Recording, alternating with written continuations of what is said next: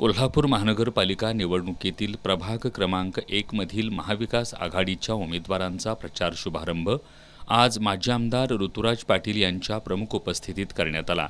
यावेळी बोलताना माजी आमदार ऋतुराज पाटील यांनी कोल्हापूर शहराच्या सर्वांगीण विकासासाठी महापालिका निवडणुकीत महाविकास आघाडीचे सर्व उमेदवार मोठ्या मताधिक्याने विजयी करा असं आवाहन केलं। यानंतर श्री दत्त मंदिरात आणि श्री मंगेश्वर मंदिरात जाऊन ऋतुराज पाटील यांच्यासह सर्व उमेदवारांनी श्रीमूर्तीचं दर्शन घेतलं।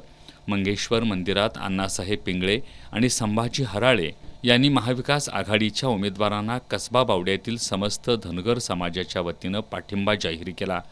त्यानंतर महाविकास आघाडीचे उमेदवार सुभाष बुचडे, पुष्पा नरुटे, रुपाली पोवार धामोडकर, सचिन चौगले यांनी मतदारांशी संवाद साधला। यावेळी श्रीराम सेवा सोसायटीच्या chairman Sheetal Patil, vice chairman Subhash Gadgade, संचालक हरीश पाटील, जयसिंग ठाणेकर, हरित चौगुले, तानाजी चव्हाण, शिवाजी फराकटे, माजी नगरसेवक मोहन सालपे, सागर येवलुजे, श्रावण फडतरे, पप्पू सरनाईक, विनायक कारंडे, प्रदीप उल्पे यांच्यासह कसबा बावड्यातील नागरिक मोठ्या संख्येनं उपस्थित होते।